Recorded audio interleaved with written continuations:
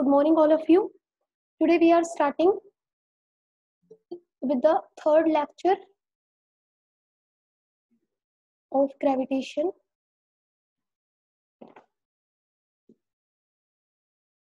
And under this lecture, we will cover the following topics. First topic we will cover gravitational field. What do you understand by the gravitational field? Second topic that we will cover is intensity of gravitational field. Intensity of gravitational field. Intensity का मतलब होता है बेटा strength, capacity, ताकत, power. ठीक है कि gravitational field किस पॉइंट पे कितना स्ट्रॉन्ग है, कहाँ पे कितना वीक है. तो इंटेंसिटी का मतलब है स्ट्रेंथ ऑफ ग्रेविटेशनल फील्ड हम स्टडी करेंगे. देन हम स्टडी करेंगे ग्रेविटेशनल पोटेंशियल क्या होता है. What do we understand by the gravitational potential? Then we will discuss gravitational potential energy. Gravitational potential energy. And last में हम डिस्कस करेंगे आपके पास रिलेशन बिटवीन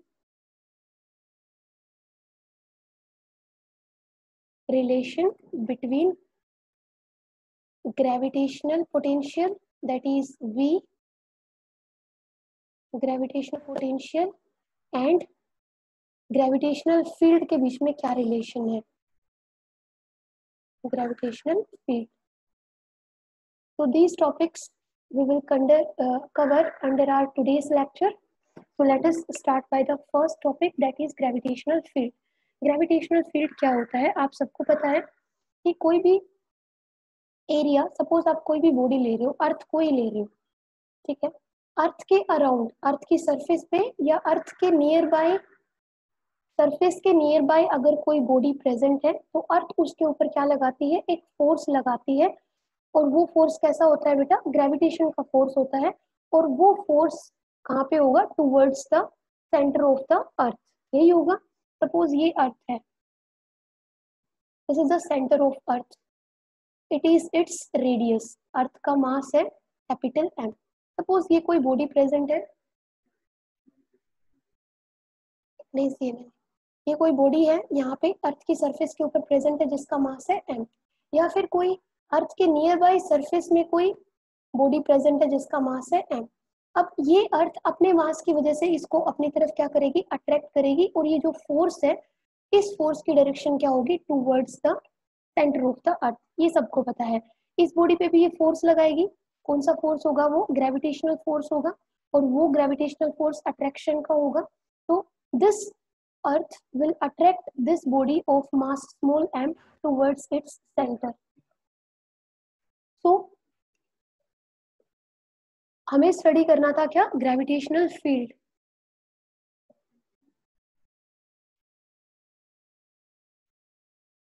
ग्रेविटेशनल फील्ड. तो अर्थ के अराउंड ये जो स्पेस है, रीजन है जिसमें हम किसी भी बॉडी को रखते हैं, तो उसके ऊपर ये बॉडी एक फोर्स एक्सपीरियंस करती है. किसकी वजह से, due to the gravitational force of earth. तो ग्रेविटेशनल फील्ड को कैसे डिफाइन कर सकते हैं, gravitational field is the space,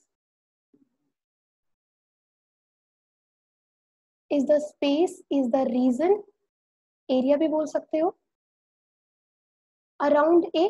ये तो हमने देखिए अर्थ का एग्जांपल लेके बताया है आपको फील्ड, ग्रेविटेशनल फील्ड. लेकिन ग्रेविटेशनल फील्ड तो अर्थ की जगह मार्स भी हो सकता है, जुपिटर भी हो सकता है, कोई भी बॉडी हो सकती है जिसका क्या हो, मास हो.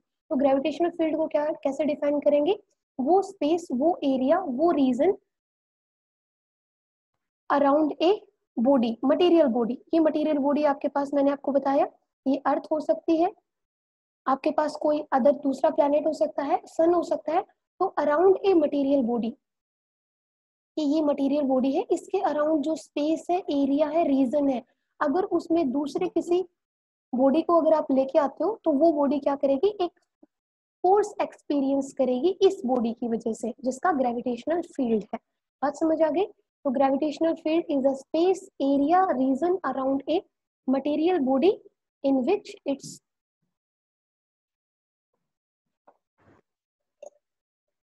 gravitational पुल, देखिए हम इसको ग्रेविटेशनल पुल बोल रहे हैं क्योंकि जो ये फोर्स है वो अट्रैक्शन का फोर्स है, रिपल्शन का नहीं है। तो रिपल्शन का होता तो पुश बोलते, तो इसलिए हम क्या बोल रहे हैं, gravitational pull can be experienced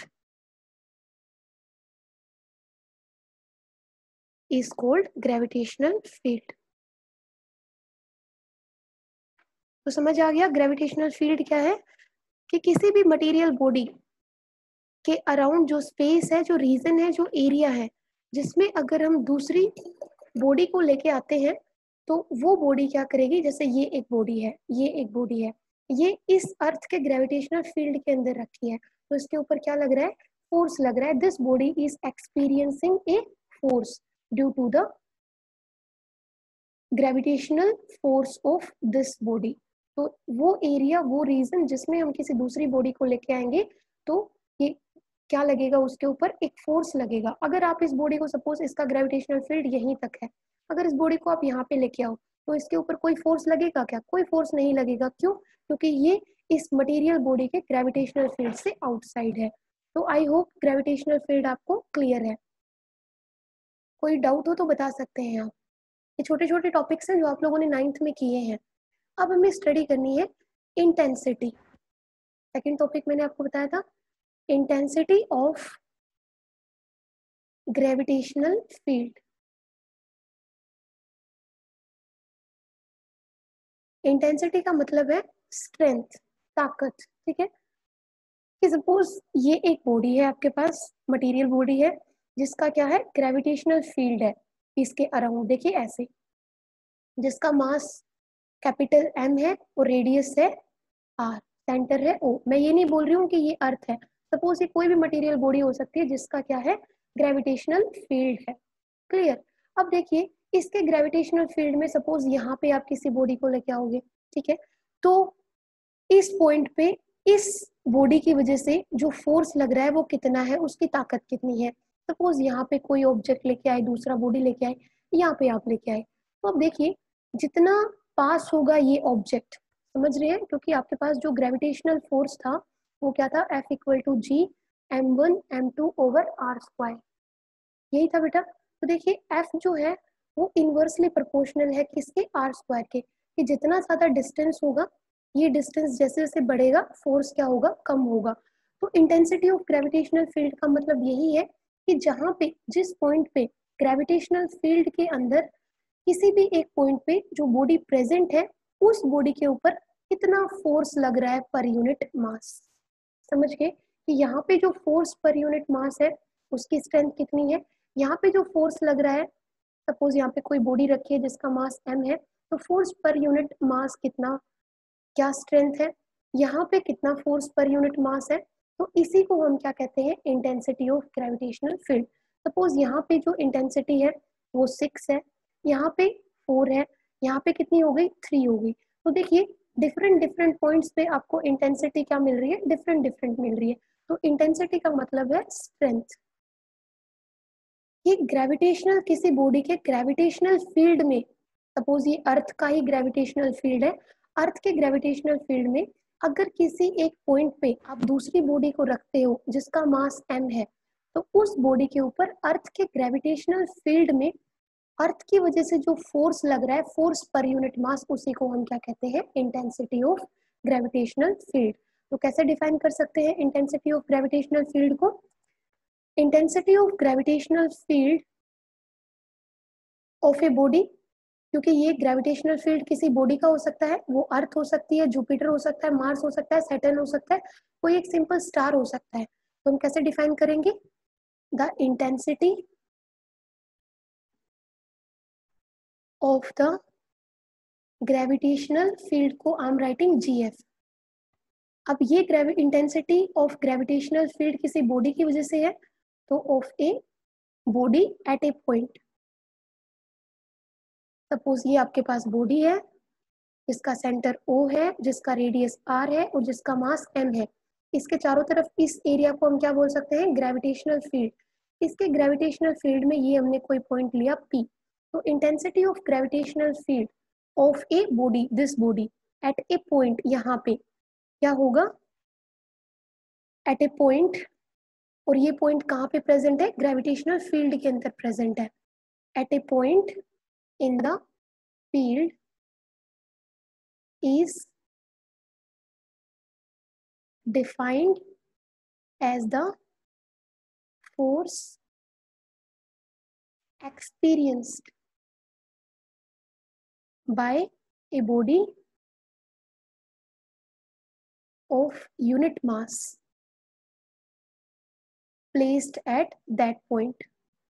अभी एक एक वर्ड का मतलब मैं आपको समझा दूंगी। at that point, provided, यहाँ पे कंडीशन है देखिए, provided the presence of unit mass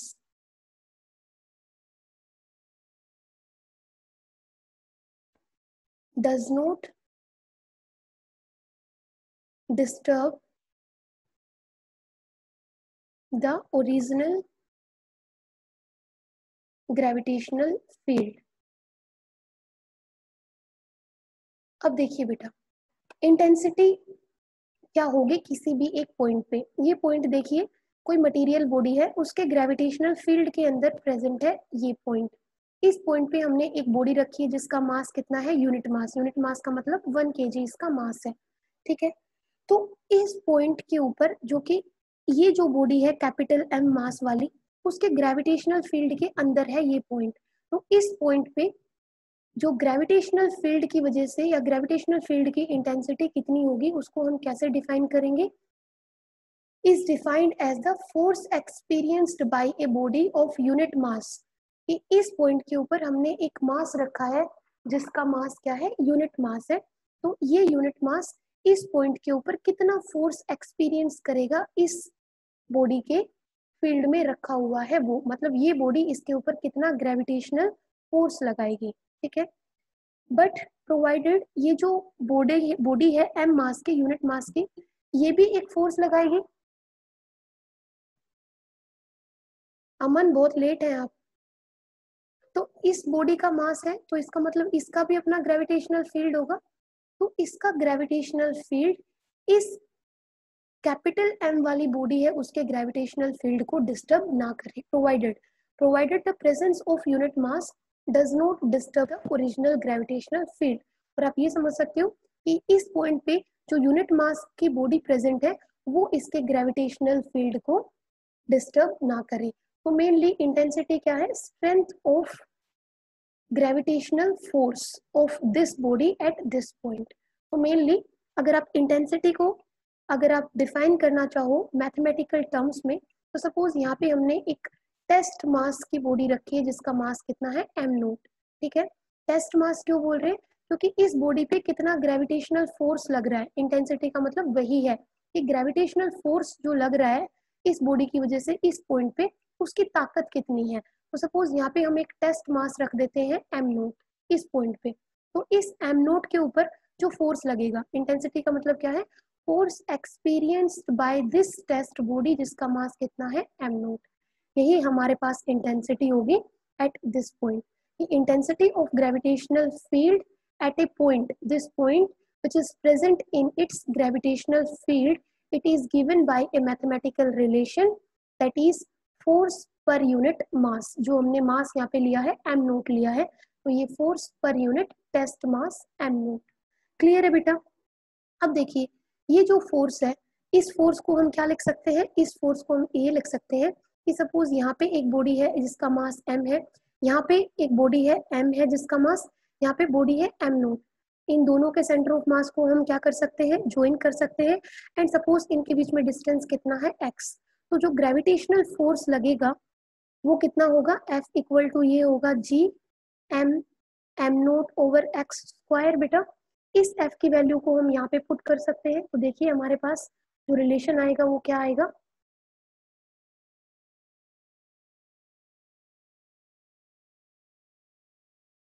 आपके पास जो रिलेशन आएगा वो आएगा intensity of gravitational field at a point in the gravitational field of another body, वो क्या होगा, f की वैल्यू पुट कर दीजिए, this is g m note x square, और क्या है डिवाइडेड बाय क्या है बेटा m नोट, तो ये हो गया m नोट। अब देखिए m नोट से ये m नोट कैंसिल हो गया, और इंटेंसिटी जो आपके पास आ गई इस पॉइंट पे, जो कि कहाँ पे लाई कर रहा है, किसी बॉडी के ग्रेविटेशनल फील्ड के अंदर लाई कर रहा है। तो इस पॉइंट पे इस बॉडी की वजह से जो ग्रेविटेशनल फील्ड की इंटेंसिटी है that is given by gm/x square. I hope this is clear. तो ये तो हो गया इंटेंसिटी का मैग्नीट्यूड। अगर हम इस इंटेंसिटी को वेक्टर फॉर्म में लिखना चाहें तो कैसे लिखेंगे, इंटेंसिटी के ऊपर वेक्टर लगाएंगे, ये हो गया gm, ये हो गया x स्क्वायर, और यहाँ पे हम क्या करेंगे यूनिट वेक्टर से मल्टीप्लाई कर देंगे और साइन किसका आ जाएगा माइनस का। तो this is the intensity of gravitational field in the vector form। Clear. अब देखिए ये आपके पास क्लियर है। अब हमें थोड़ा सा और करना है इसमें, अदरवाइज यहाँ पे आपका इंटेंसिटी खत्म हो जाता है। बस थोड़ा सा और करते हैं, कई बार न्यूमेरिकल पूछ लिया जाता है। ये देखिए जो इंटेंसिटी है वो किसके इनवर्सली प्रोपोर्शनल है, एक्स स्क्वायर के। Intensity is inversely proportional to x square. ठीक है, कि ये जो दो बॉडीज के बीच का जो डिस्टेंस है उसके इनवर्सली प्रोपोर्शनल है। सपोज ये एक्स क्या करेगा, इंक्रीज कर रहा है, समझ रहे हैं, दो बॉडीज के बीच का डिस्टेंस क्या कर रहा है, इंक्रीज कर रहा है। सपोज आपने यहाँ दूसरी बॉडी यहाँ पे रख दी है, तो एक्स क्या कर रहा है, इंक्रीज कर रहा है। एक्स की वैल्यू इंक्रीज कर रही है, इंक्रीज कर रही है, और इंक्रीज करते करते कहाँ पे पहुंच गई है, इन्फिनिटी पहुंच गई है। ठीक है, कि जो दूसरा आपने जो बॉडी रखी है वो इनफाइनाइट डिस्टेंस पे रखी है, उस केस में योर इंटेंसिटी वुड बी क्या होगी, gm/में एक्स स्क्वायर, और एक्स स्क्वायर कितना हो गया है infinite, and something over infinity वो क्या देगा आपको जीरो। तो इंटेंसिटी कितनी हो जाएगी उस केस में, उस पॉइंट पे, जो पॉइंट कहाँ पे प्रेजेंट हो, इंफिनिटी पे प्रेजेंट हो, उस पॉइंट पे ग्रेविटेशनल फील्ड इंटेंसिटी या इंटेंसिटी ऑफ ग्रेविटेशनल फील्ड कितना हो जाएगा बेटा, जीरो। तो याद रखिए जब कोई पॉइंट हमारे पास कहाँ पे प्रेजेंट हो, इंफिनिटी पे प्रेजेंट हो, तो उसके ऊपर जो फोर्स लगेगा वो कितना होगा, जीरो होगा। इंटेंसिटी ऑफ ग्रेविटेशनल फील्ड कितनी होगी, zero. Intensity of gravitational field का मतलब है फोर्स पर यूनिट मास, तो वो कितना हो जाएगा, जीरो। ये चीज क्लियर है। अब देखिए हमें एक चीज थोड़ी सी और समझनी है कि इसे डायग्राम को थोड़ा सा क्लियर करते हैं।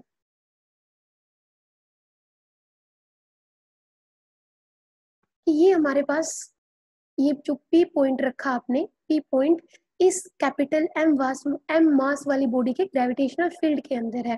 अब यहाँ पे जो आपने टेस्ट मास रखा है एम नोट, सपोज ये जो टेस्ट मास है ये फ्री है, ठीक है, टू मूव एट पी, ये क्या कर रहा है, मूव कर रहा है पी के ऊपर। अब देखिए अगर मूव कर रहा है तो ये क्या करेगा, इसके ऊपर फोर्स लग रहा है, और फोर्स की वजह से ये एक्सेलरेट कर रहा है, इसके अंदर एक्सेलरेशन प्रोड्यूस हो रही है, क्योंकि it is free to move at P due to the force applied by this body. ठीक है, इस बॉडी का अपना ग्रेविटेशनल फोर्स ये इसके ऊपर अप्लाई कर रहा है, जिसकी वजह से ये पी के ऊपर क्या कर रहा है, फ्रीली मूव कर रहा है। तो उस केस में इसके अंदर एक एक्सेलरेशन क्रिएट होगी, फोर्स यहाँ पे लग रहा है, कौन सा, इस एम मास वाली बॉडी की वजह से एफ फोर्स लग रहा है, और उसकी वजह से ए एक्सेलरेशन क्रिएट हो रही है। तो उस केस में हम न्यूटन के सेकंड लॉ के अकॉर्डिंग क्या लिख सकते हैं, क्या होता है, F equal to M into A होता है। एम यहाँ पे कौन सा है, किसके ऊपर फोर्स लग रहा है, एम नोट के ऊपर, और फोर्स लगने से ये मूव कर रहा है, मूव करने से यहाँ पे क्या क्रिएट हो रही है, एक्सेलरेशन क्रिएट हो रही है। ये चीज क्लियर है बेटा। यहाँ से आप एक्सेलरेशन को क्या लिख सकते हो, एक्सेलरेशन को आप लिख सकते हो F/में एम नोट। क्लियर। यहाँ से देखिए आपके पास F/में एम नोट क्या है, इंटेंसिटी, और F/में एम नोट इस इक्वेशन से किसके इक्वल है, एक्सेलरेशन के इक्वल है। तो this is second equation and this is first equation. तो देखिए ये साइड दोनों इक्वेशंस में इक्वल है, तो हम यहाँ से क्या लिख सकते हैं कि जो इंटेंसिटी ऑफ ग्रेविटेशनल फील्ड है वो किसके इक्वल है, acceleration produced in the test mass body present at this point. Clear है बेटा। तो जब आपने किसी टेस्ट मास बॉडी को इस पी पॉइंट पे रखा, जो पॉइंट इस बॉडी के ग्रेविटेशनल फील्ड में प्रेजेंट है, तो जितनी एक्सेलरेशन इसके अंदर क्रिएट हुई वही हमारी क्या है, इंटेंसिटी ऑफ ग्रेविटेशनल फील्ड का मेजर है। क्लियर, किसी को कोई डाउट यहाँ तक। क्लियर है? आगे चले? आवाज वगैरह सब क्लियर है ना? ओके बेटा, मैसेज करते रहिए ताकि पता चल जाए। तो हमने दिन निकाला कि हमारे पास जो intensity of gravitational field I वो कितनी थी, F/m0। ठीक है, इसका अगर हम फॉर्मूला निकालना चाहें तो इसकी एसआई यूनिट क्या हो जाएगी, फोर्स की एसआई यूनिट होती है न्यूटन, मास की यूनिट होती है केजी, तो एसआई यूनिट क्या हो जाएगी, न्यूटन पर केजी। क्लियर? डायमेंशनल फॉर्मूला अगर निकालना चाहोगे तो वो क्या होगा, फोर्स पर यूनिट मास। तो फोर्स का डायमेंशनल फॉर्मूला मैंने कल भी बताया था, m1L1T-2, और ये है मास, तो मास का फॉर्मूला होगा, मास को हम लिखते हैं m से। तो ये देखिए m1 से m1 कैंसिल हो गया, and dimensional formula gravitation intensity of gravitational field का क्या आ गया, m0L1 and T-2। I hope ये क्लियर है। तो आगे चलते हैं हमारे नेक्स्ट टॉपिक की तरफ, दैट इज ग्रेविटेशनल पोटेंशियल। देखिए बेटा, ये जो ग्रेविटेशनल पोटेंशियल है ये एग्जाम पॉइंट ऑफ व्यू से इंपॉर्टेंट है, mainly from the September exam point of view की मैं बात कर रही हूँ कि सितंबर एग्जाम में आपके पास ग्रेविटेशनल पोटेंशियल पूछेंगे, ग्रेविटेशनल पोटेंशियल एनर्जी पूछेंगे, देन आपके पास सैटेलाइट्स क्या है, सैटेलाइट्स की ऑर्बिटल स्पीड क्या है, टाइम पीरियड क्या है, ये एग्जाम पॉइंट ऑफ व्यू से इंपॉर्टेंट है। तो ये जो ग्रेविटेशनल जो मैंने इंटेंसिटी वगैरह कराई, जस्ट वो तो आपको न्यूमेरिकल्स के लिए था कि आपको पता होना चाहिए, ये मेनली न्यूमेरिकल के पर्पज से भी इंपॉर्टेंट है, प्लस डेरिवेशन भी आ जाती है 3 मार्क्स में। तो ग्रेविटेशनल पोटेंशियल क्या है, तो ग्रेविटेशनल पोटेंशियल समझाने के लिए मैं सबसे पहले यहाँ पे अर्थ ड्रॉ कर रही हूँ, this is earth, this is centre of earth, you know this is the radius. अब अर्थ के ग्रेविटेशनल फील्ड में हम एक पॉइंट ले रहे हैं P, और इसको हम क्या कर रहे हैं, अर्थ के सेंटर से ज्वाइन कर रहे हैं। क्लियर? और इस पॉइंट को, इस लाइन को, यहाँ से अर्थ के सेंटर से P तक का जो डिस्टेंस है it is R, small r। Clear? और इसी लाइन को हम आगे की तरफ प्रोड्यूस कर रहे हैं, और इसके ऊपर 2 पॉइंट ले रहे हैं हम A एंड B। थोड़ा सा फास्ट जाऊंगी, कुछ प्रॉब्लम हो तो बता सकते हो। ठीक है, अब देखिए अर्थ के सेंटर से O से A तक का जो डिस्टेंस है it is equal to x। अब ग्रेविटेशनल पोटेंशियल क्या है उसको समझिए। Gravitational potential at a point, पहले मैं इसकी डेफिनेशन लिख देती हूँ। Gravitational potential at a point,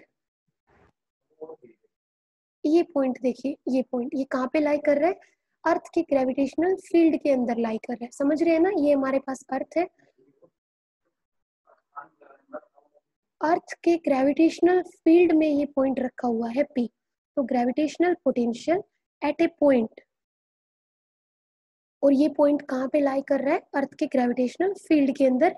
एक अर्थ का ना एग्जांपल लेके, ये पॉइंट कहीं पे भी लाई कर सकता है किसी बॉडी के ग्रेविटेशनल फील्ड के अंदर। तो gravitational potential at a point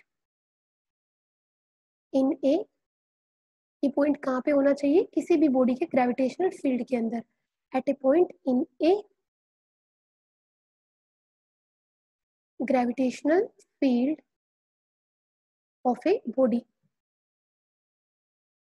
is defined as the amount of work done in bringing a body of unit mass from infinity to the point, to कौन सा पॉइंट, इस पॉइंट पे जो कि कहाँ पे लाई कर रहा है, दूसरी बॉडी के ग्रेविटेशनल फील्ड के अंदर, टू द पॉइंट यहाँ पे लिख सकते हैं which is lying in the gravitational field without acceleration. अब देखिए ग्रेविटेशनल पोटेंशियल की ये डेफिनेशन है। ग्रेविटेशनल पोटेंशियल किसी भी आपको इस पॉइंट पे ग्रेविटेशनल पोटेंशियल होगा वो कितना होगा, तो उसको कैसे डिफाइन करेंगे कि सपोज आपके पास एक बॉडी है, ठीक है, तो उस बॉडी को जिसका मास कितना है, यूनिट मास है, सपोज एक बॉडी है जिसका मास है यूनिट मास, वो कहाँ पे प्रेजेंट है, इन्फिनिटी पे प्रेजेंट है। तो इन्फिनिटी से इस पॉइंट पे लाने के लिए जितना अमाउंट ऑफ वर्क डन आपको करना पड़ेगा इस बॉडी के ऊपर, ठीक है, उस अमाउंट ऑफ वर्क डन को ही हम क्या कहते हैं, ग्रेविटेशनल पोटेंशियल। फिर से समझिए कि अगर हमारे पास कोई बॉडी है, वो कहाँ पे प्रेजेंट है, इन्फिनिटी पे प्रेजेंट है, जिसका मास कितना है, यूनिट मास है। अगर हमें उसको इन्फिनिटी से इस पॉइंट के ऊपर लाना हो, इस पॉइंट के ऊपर जो कि कहाँ पे है, किसी दूसरी बॉडी के ग्रेविटेशनल फील्ड के अंदर है, तो किसी दूसरी बॉडी के ग्रेविटेशनल फील्ड पे इस यूनिट मास की बॉडी को इन्फिनिटी से हम ला रहे हैं, तो जितना अमाउंट ऑफ वर्क डन हमें इस यूनिट मास की बॉडी पे करना पड़ेगा, उसी को हम क्या कहते हैं, ग्रेविटेशनल पोटेंशियल। ये चीज क्लियर है? तो देखिए ग्रेविटेशनल पोटेंशियल इस पॉइंट पे कितना होगा, तो gravitational potential at a point, इस पॉइंट पे जो कि कहाँ है, in a gravitational field of a body, is defined as the amount of work done in bringing a body of unit mass from infinity to the point. Infinity से कहाँ पे ला रहे हो, इस पॉइंट पे जो कि इस बॉडी के ग्रेविटेशनल फील्ड के अंदर प्रेजेंट है। और हमें कैसे लाना है, विदाउट प्रोड्यूसिंग एनी एक्सेलरेशन, मतलब जिस वेलोसिटी से लेके आएंगे वो velocity should be almost constant. Velocity के अंदर कोई चेंज नहीं होना चाहिए, क्योंकि वेलोसिटी के अंदर चेंज नहीं होगा तभी यहाँ पे एक्सेलरेशन, इस को यहाँ से यहाँ ला रहे हो तो एक्सेलरेशन यहाँ पे प्रोड्यूस नहीं होगी। तो देखिए ये है आपके पास ग्रेविटेशनल पोटेंशियल। कुछ प्रॉब्लम है तो आप बता सकते हैं, अदरवाइज आगे मूव ऑन करूं इसके एक्सप्रेशन के ऊपर। ओके देखिए ग्रेविटेशनल पोटेंशियल का मतलब समझ आ गया, डेफिनेशन क्लियर है, कुछ रटने की जरूरत नहीं है। अब देखो gravitational potential eight P, gravitational, मैं ये इतना स्लोली इसलिए जा रही हूँ because exam point of view से ये डेरिवेशन इंपॉर्टेंट है। ग्रेविटेशनल पोटेंशियल एट पी कितना होगा, तो कितना होगा, जितना अमाउंट ऑफ वर्क डन करोगे, ठीक है, पर यूनिट मास। और मान लेते हैं जो बॉडी इंफिनिटी पे प्रेजेंट है वो कितना है, उसका मास एम नोट है। तो इस एम नोट बॉडी पे जितना अमाउंट ऑफ वर्क डन आपने किया इंफिनिटी से इस पॉइंट पे लाने के लिए, तो amount of work done per unit मास, ये जो मास है जितना, जो कितना है, यूनिट मास है, तो इसी इन दोनों के रेशो को ही हम क्या कहेंगे, ग्रेविटेशनल पोटेंशियल। और मेनली हम इसको किससे डिनोट करेंगे, वी से डिनोट करेंगे। पोटेंशियल है तो वही हमारा पोटेंशियल जो हम फिजिक्स में स्टडी करते हैं, तो दिस इज गिवन और represented by the letter V. तो ग्रेविटेशनल पोटेंशियल पी के ऊपर कितना होगा, work done per unit mass M naught, ठीक है। एम नोट एक टेस्ट मास है हमारे पास, जिसको हम क्या कर रहे हैं, इन्फिनिटी से इस पॉइंट के ऊपर लेके आ रहे हैं। क्लियर बेटा? अब देखो इसकी एसआई यूनिट क्या होगी, एसआई यूनिट तो वर्क डन की क्या होती है, जूल होती है, और मास की क्या होती है, केजी। तो आप इसको क्या लिख सकते हो, इसको लिख सकते हो SI unit for gravitational potential V is given as joule per KG. और सीजीएस के अंदर, तो वही एसआई सिस्टम के अंदर सीजीएस के अंदर जूल का क्या बन जाएगा, अर्ग, और केजी का क्या बन जाएगा, ग्राम। तो अर्ग्स पर ग्राम।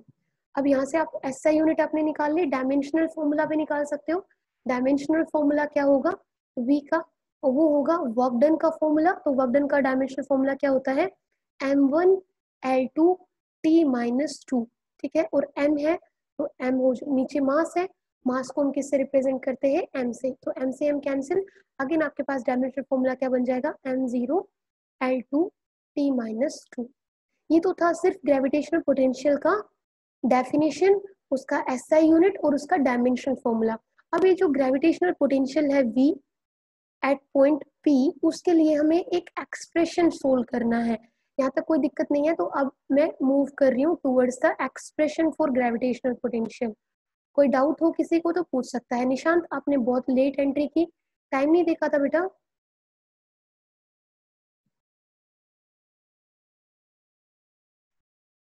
बैकअप सेंड कर दूंगी, देख लेना अच्छे से। और ये जो टॉपिक करा रही हूँ ये एग्जाम पॉइंट ऑफ व्यू से इंपॉर्टेंट है, 3 मार्क्स में डेरिवेशन आ जाती है।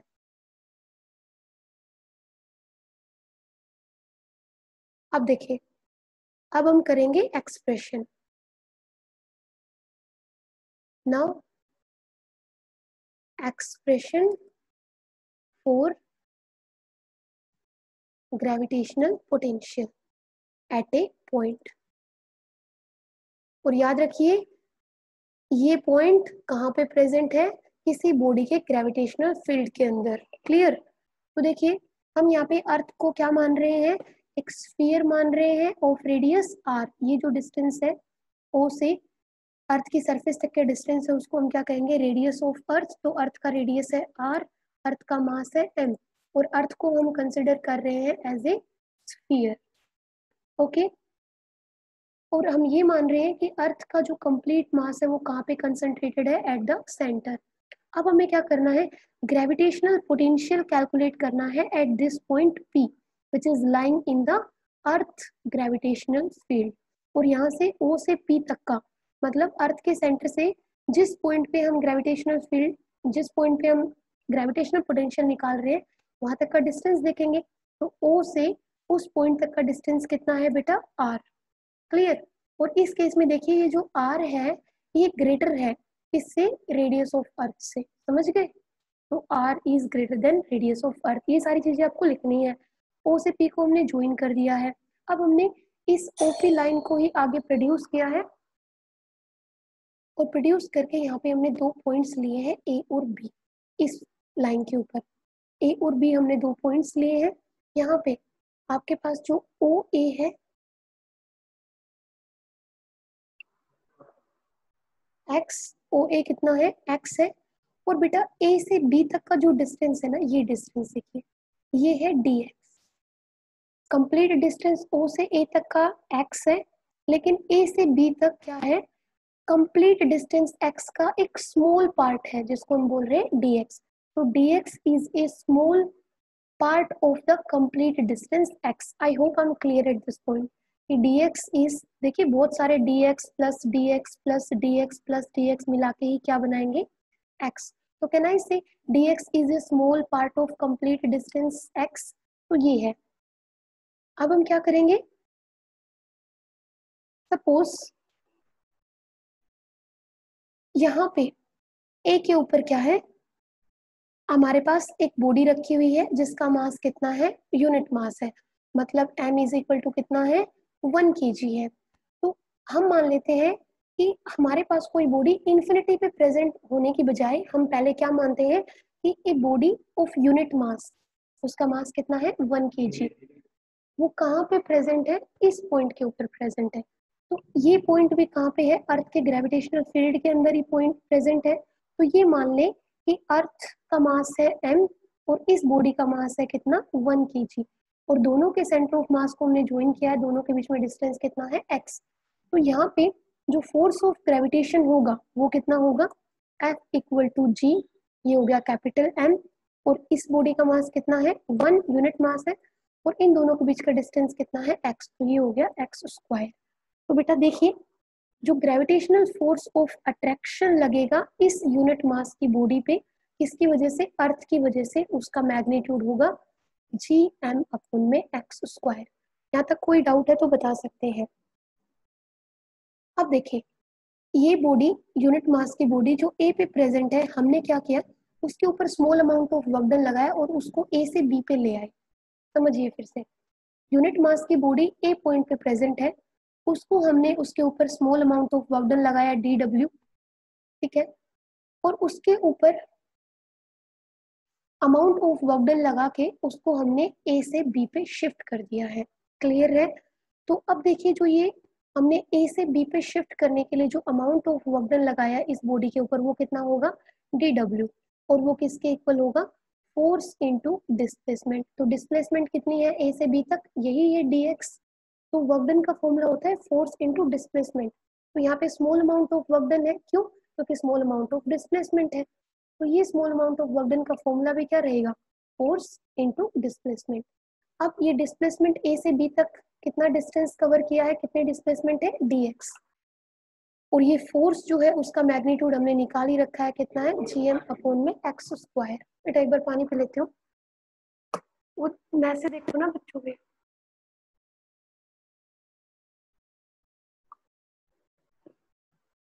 अब देखिए यहाँ पे फोर्स का मैग्नीट्यूड हमने पहले ही निकाल लिया है, तो फोर्स इसके ऊपर कौन सा लग रहा है, ग्रेविटेशनल फील्ड की वजह से जो फोर्स लग रहा है, ठीक है। तो ये हो जाएगा जी एम अपॉन में x square into d x. आप समझ गए होंगे हम क्या करेंगे, ये small amount of work done है, done on the unit mass body in order to bring the body from A to B. अगर हम इसका इंटीग्रेशन कर दें और लिमिट्स कहाँ से लगा दें इस dx की, इन्फिनिटी से r तक, कि इन्फिनिटी से अगर इस पॉइंट तक लेके आए जो कि सेंटर से कितने डिस्टेंस पे है, r डिस्टेंस पे है, तो वो क्या हो जाएगा कि किसी बॉडी को इन्फिनिटी से इस पॉइंट तक लाने के लिए जो total amount of work done होगा w। तो समझ गए, total amount of work done, total amount of work done in bringing the body,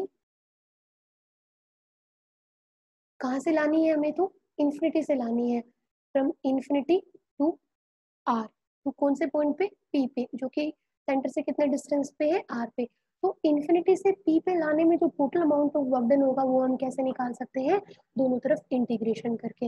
ये चीज सबको समझ आ गई कि हम इंटीग्रेशन क्यों कर रहे हैं यहाँ पे, कोई ऐसा जिसको ना समझ आया हो कि इंटीग्रेशन क्यों कर रहे हैं। इंटीग्रेशन हम इसलिए कर रहे हैं कि small amount of work done से complete amount of work done, कि उस बॉडी को इंफिनिटी से पी तक लाने के लिए जितना total amount of work done जो हमारे पास आएगा वो कैसे आएगा, इस small amount of work done का हम क्या कर देंगे, इंटीग्रेशन कर देंगे।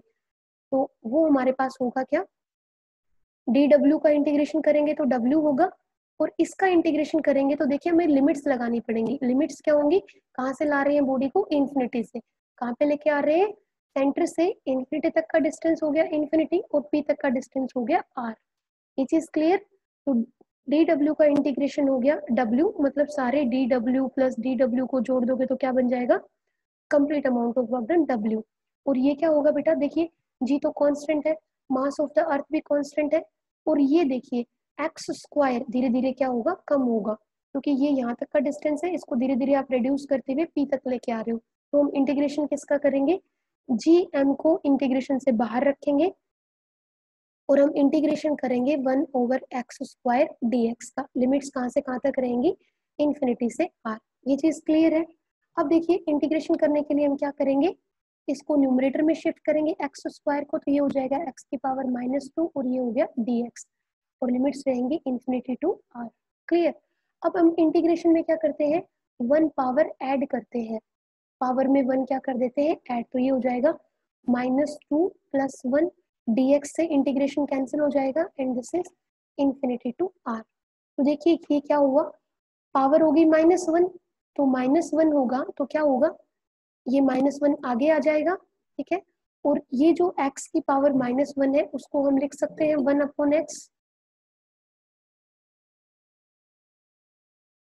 इसको हम लिख सकते हैं 1/x, and this is equal to,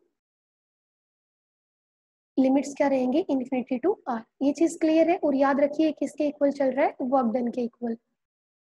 कोई दिक्कत है तो बता देना बेटा कहीं पे।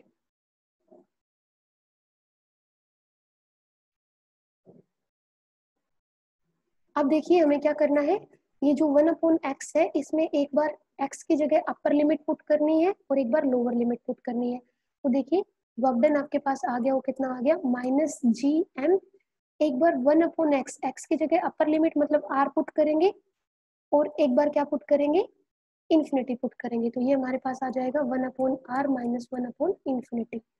ये क्लियर है बेटा। तो देखिए 1/∞ तो जीरो हो जाएगा, तो ये तो जीरो ही हो गया, ये हमें करना ही नहीं है कंसिडर। तो दिस इज -gm/r। ये आपके पास वर्क डन आ गया है। एंड बेटा ये वर्क डन ही किसके इक्वल होगा, this work done is a measure of gravitational potential eight this point. ठीक है, क्लियर है बेटा। तो देखिए इस अमाउंट ऑफ वर्क डन को ही हम क्या लिखेंगे, this amount of work done is a measure of gravitational potential eight this point. याद रखना ये पॉइंट कौन सा है, this point is lying in the gravitational field of earth. तो इसी को हम क्या कहेंगे, ग्रेविटेशनल पोटेंशियल एट पी। तो देखिए ग्रेविटेशनल पोटेंशियल एट पी कितना आ गया, -gm/r। ये देखिए gm/r आया है, r का स्क्वायर नहीं आया है, तो ये छोटी छोटी चीजें हैं जो आपको याद रखनी पड़ेंगी। स्मॉल जी क्या निकाला था हमने, GM/R² निकाला था। तो अब यहाँ से हमें एक दो रिजल्ट बस देखने हैं। देखिए ग्रेविटेशनल पोटेंशियल की वैल्यू क्या है, नेगेटिव। और नेगेटिव क्यों है, यहाँ पे नेगेटिव साइन क्या शो कर रहा है, यहाँ पे नेगेटिव साइन ये शो कर रहा है कि जो ग्रेविटेशनल पोटेंशियल है वो क्या है, अट्रैक्टिव है। ठीक है, अट्रैक्टिव इन नेचर होगा। अब देखो यहाँ पे जो आपकी ग्रेविटेशनल पोटेंशियल है वो हमेशा ही क्या रहेगा, नेगेटिव। तो क्या इसकी कोई पॉजिटिव वैल्यू हो सकती है, कब ये पॉजिटिव हो सकता है, और क्या इसकी मैक्सिमम पॉजिटिव वैल्यू हो सकती है। समझिए, gravitational potential is always negative, क्योंकि फॉर्मूले के अंदर ही नेगेटिव आ गया है। तो क्या कभी इसकी वैल्यू पॉजिटिव होगी, और पॉजिटिव होगी तो मैक्सिमम पॉजिटिव कितनी हो सकती है, ये आपसे क्वेश्चन पूछा जा सकता है। तो वो कब होगी कि सपोज जिस पॉइंट पे आप ग्रेविटेशनल पोटेंशियल निकाल रहे हो, यहाँ पे आप पी पे निकाल रहे हो, क्योंकि सेंटर से कितने डिस्टेंस पे है, आर पे है। अगर आप अर्थ के सेंटर से कोई एक पॉइंट ले लो जो कहाँ पे प्रेजेंट हो, इन्फिनिटी पे प्रेजेंट हो, मतलब सेंटर से ये पॉइंट पी है, इसका डिस्टेंस कितना है दोनों के बीच में, इन्फिनिटी डिस्टेंस है, इनफाइनाइट डिस्टेंस है। तो उस केस में ये आर कितना हो जाएगा, इनफाइनाइट, और वीपी कितना आ जाएगा, -GM infinite, something over infinity will give you 0। तो वीपी क्या होगा, 0। और यही पॉजिटिव वैल्यू भी है वीपी की, और यही सॉरी वी की, और यही मैक्सिमम वैल्यू भी है, positive maximum value gravitational potential की क्या हो सकती है, ओनली एंड ओनली 0। 1 2 3 आपको नहीं मिलेगी। This is the maximum positive value of gravitational potential at a point, और वो पॉइंट कहाँ पे हो सकता है, इंफिनिटी पे हो सकता है। क्लियर है ये चीज, तो यही आपको समझाना था। आई होप ये क्लियर है। चलें आगे। यस क्लियर है, कोई डाउट है तो पूछ लें अभी, क्योंकि एग्जाम पॉइंट ऑफ व्यू से इंपॉर्टेंट है। नेक्स्ट टॉपिक है ग्रेविटेशनल पोटेंशियल एनर्जी। देखिए ग्रेविटेशनल पोटेंशियल एनर्जी जो है वो सेम एज इट इज है जो हमने ग्रेविटेशनल पोटेंशियल निकाला, तो सेम है। देखिए ग्रेविटेशनल पोटेंशियल ही तो हमने किया था, इसके आगे सिर्फ एनर्जी लगा है, तो सेम वही होगा। हम अपना वही डायग्राम बनाएंगे। अर्थ को हम एज ए स्फीयर कंसिडर कर रहे हैं, अर्थ का सेंटर है O, अर्थ का मास है m, और हम ये कंसिडर कर रहे हैं कि complete mass of the earth is suppose to be concentrated at the centre of earth. ये रेडियस हो गया r, अर्थ का रेडियस है, O सेंटर है, m मास है, and complete mass is concentrated at the centre. Clear, radius r हो गया है। अब हम एक पॉइंट ले रहे हैं, again point P which is lying in the Earth's gravitational field। ठीक है, और यहाँ से यहाँ तक का डिस्टेंस अभी हमने देखा था कितना है, r, and this r is greater than the radius of Earth। अगर इसी लाइन को हम आगे की तरफ प्रोड्यूस कर ले, इसके ऊपर अगेन दो डिस्टेंस लेंगे, दो पॉइंट्स लेंगे हम, point A and point B, और सेंटर O से ये जो A है यहाँ तक का डिस्टेंस कितना है, x। बस डिफरेंस क्या होगा, हम यहाँ पे जो हमने वहां पे यूनिट मास लिया था, ए के ऊपर क्या प्रेजेंट था, यूनिट मास, जिसका मास कितना था, 1 kg। अब यहाँ पे हम 1 kg ना लेके ए के ऊपर हम कोई बॉडी ले रहे हैं जिसका मास कितना है, स्मॉल m। बस ये डिफरेंस रहेगा कि ए के ऊपर we have taken a body which is present at point A and its mass is suppose small m। तो देखिए यहाँ से यहाँ तक का डिस्टेंस कितना हो जाएगा, dx। तो अगेन हम क्या करेंगे, कोई एक बॉडी है जिसका मास है स्मॉल m, वो इन्फिनिटी पे प्रेजेंट है, इन्फिनिटी से उसको कहाँ पे लेके आएंगे, इस पॉइंट P पे लेके आएंगे। तो जितना अमाउंट ऑफ वर्क डन हमें करना पड़ेगा, सपोज यहाँ से यहाँ लेके आए तो कितना अमाउंट ऑफ वर्क डन हुआ, dw। यहाँ से यहाँ लेके आए कितना amount of work done, dw। ये सारे dw को जोड़ देंगे तो क्या आ जाएगा, ग्रेविटेशनल पोटेंशियल। लेकिन अब ये क्या कह रहा है कि जितना अमाउंट ऑफ वर्क डन आपने किया, उस अमाउंट ऑफ वर्क डन को ये स्मॉल m वाली बॉडी अपने अंदर स्टोर करेगी, किस फॉर्म में, पोटेंशियल एनर्जी की फॉर्म में, और उसी को हम क्या कह रहे हैं, ग्रेविटेशनल पोटेंशियल एनर्जी। फिर से समझिए, किसी बॉडी को जिसका मास स्मॉल m है, उसको इन्फिनिटी से इस पॉइंट पे ला रहे हैं, P पॉइंट पे, जो कि अर्थ के ग्रेविटेशनल फील्ड के अंदर लाई कर रहा है। तो जितना अमाउंट ऑफ वर्क डन आप हर पॉइंट पे उसको आगे आगे लेके आने के लिए कर रहे हो, हर पॉइंट पे उस अमाउंट ऑफ वर्क डन को ये स्मॉल m मास वाली बॉडी अपने अंदर स्टोर करेगी पोटेंशियल एनर्जी की फॉर्म में, और उसी पोटेंशियल एनर्जी को हम क्या कह रहे हैं, ग्रेविटेशनल पोटेंशियल एनर्जी। स्टेटमेंट समझ आई? स्टेटमेंट क्या है? तो ग्रेविटेशनल पोटेंशियल एनर्जी को कैसे डिफाइन कर सकते हो? Gravitational potential energy of a body at a given position is defined as the energy stored by the body while bringing it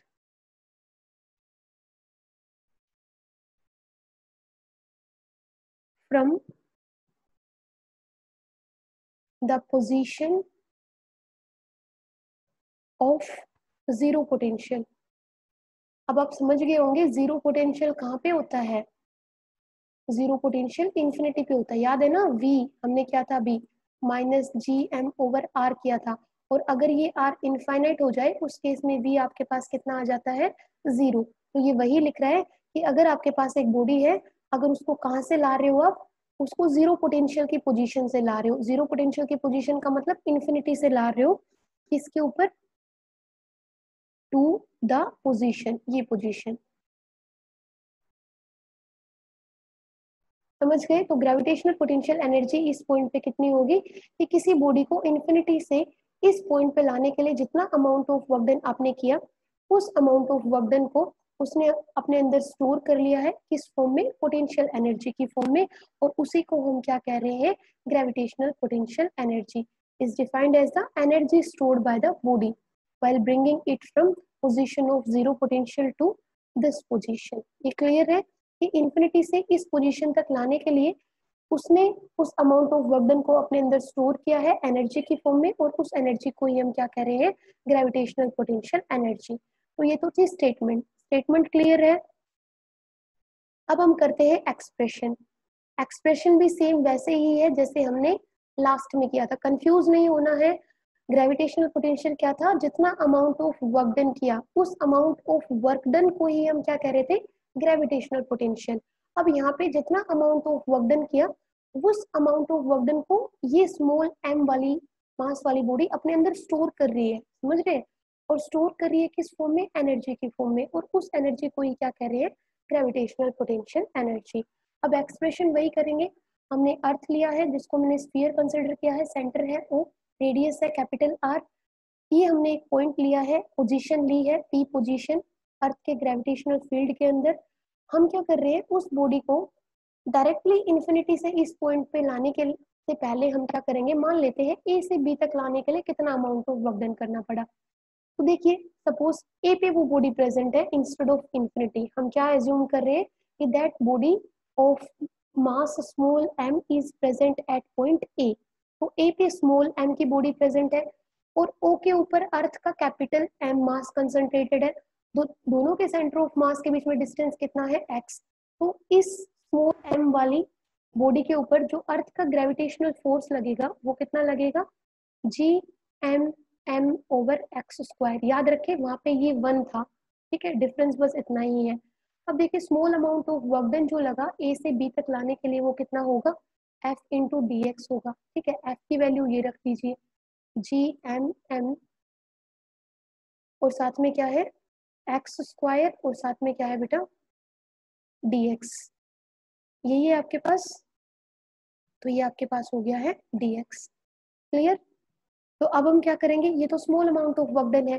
complete amount of work done is done on the body of mass m in order to bring it from infinity to this position। तो उसके लिए हम क्या करेंगे? दोनों तरफ integration कर देंगे। तो इंटीग्रेशन करेंगे तो dw से बन जाएगा w, एंड ये देखिए आपके पास क्या हो जाएगा? gb क्या है? कांस्टेंट है। मास ऑफ अर्थ भी क्या है? कांस्टेंट है। ये जो स्मॉल बॉडी का मास है वो भी क्या रहेगा? कांस्टेंट रहेगा, चेंज नहीं होगा। तो ये आ गया जी capital M small M, integration से बाहर आएगा बिकॉज ये सारी कांस्टेंट है। और इस dx ओवर एक्स स्क्वायर का हम क्या करेंगे, इंटीग्रेशन करेंगे, तो ये 1/x² dx, और लिमिट्स कहाँ से कहाँ रहेंगी, अगेन रहेंगी आपके पास इन्फिनिटी टू r, क्योंकि इन्फिनिटी से ला रहे हो इस पोजीशन के ऊपर, जो कि सेंटर ऑफ अर्थ से कितने डिस्टेंस पे है, r डिस्टेंस पे है। क्लियर। तो अगेन इसका इंटीग्रेशन करोगे, आपको पता है ये जो हमने इंटीग्रेशन किया था वो कितना आया था, -gm, और ये आ गया था हमारे पास 1/x, और इसकी लिमिट्स थी इन्फिनिटी से, ये आपके पास है r। इसको सोल्व करोगे तो ये आ जाएगा -gm, एंड ये आपके पास होगा 1/r। इसमें किसी को कोई डाउट, जैसे हमने लास्ट में किया था वैसे ही है। तो देखिए जो ये अमाउंट ऑफ वर्क डन है वो कितना आ गया, -gm/m/r,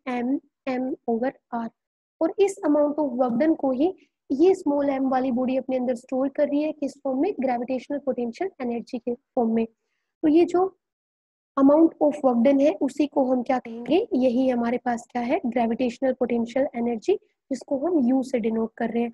तो U ग्रेविटेशनल पोटेंशियल एनर्जी कितनी आ गई है, -gm/r। ठीक है, ये भी किसका है, ग्रेविटेशनल पोटेंशियल एनर्जी भी आपके पास क्या है, नेगेटिव ही रहेगी।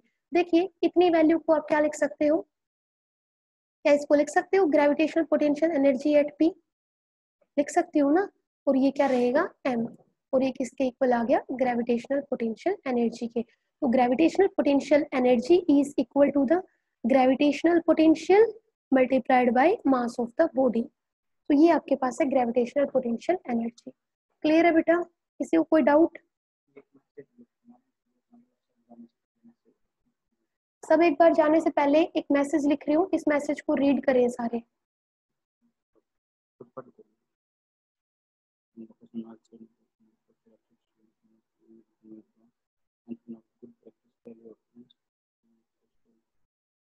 ये मैसेज सब लोग रीड करके जाएं। देखिए एक दो चीजें और बतानी है आपको, आपकी क्लास है क्या अभी नेक्स्ट कोई, बस इस ग्रेविटेशनल पोटेंशियल एनर्जी से रिलेटेड एक दो रिजल्ट है जो मैं आप चाहती हूँ आप लोग एक बार देख लें। फर्स्ट रिजल्ट ये है कि नेगेटिव साइन यहाँ पे जो ग्रेविटेशनल पोटेंशियल एनर्जी है, this is equal to -G_M/m/r। यहाँ पे जो नेगेटिव साइन है ये क्या शो करता है कि जो ग्रेविटेशनल पोटेंशियल एनर्जी है ये किसकी वजह से है, अर्थ के ग्रेविटेशनल फोर्स की वजह से है, जो कि क्या है, अट्रैक्टिव इन नेचर है। ठीक है, अब दूसरा आपके पास आर की वैल्यू, जो ग्रेविटेशनल पोटेंशियल एनर्जी है वो इनवर्सली प्रोपोर्शनल है किसके, आर के। तो ये छोटी छोटी चीजें हैं वो आप याद रखें। सपोज आपके पास एक बॉडी है ऑफ मास m, इसको हम एक पॉइंट से दूसरे पॉइंट से चेंज कर रहे हैं, एक पॉइंट है जो कि कितने डिस्टेंस पे है, r1 से, दूसरे पॉइंट पे ला रहे हैं जो कि डिस्टेंस कितना है, r2। तो उस केस में जो चेंज इन पोटेंशियल एनर्जी होगा, चेंज को हम दिखाते हैं बाय डेल्टा U, एंड ये इक्वल होगा किसके, r1 से लिमिट रहेगी r2, और ये होगा gm/m/x², जो हमने लिखा था dx।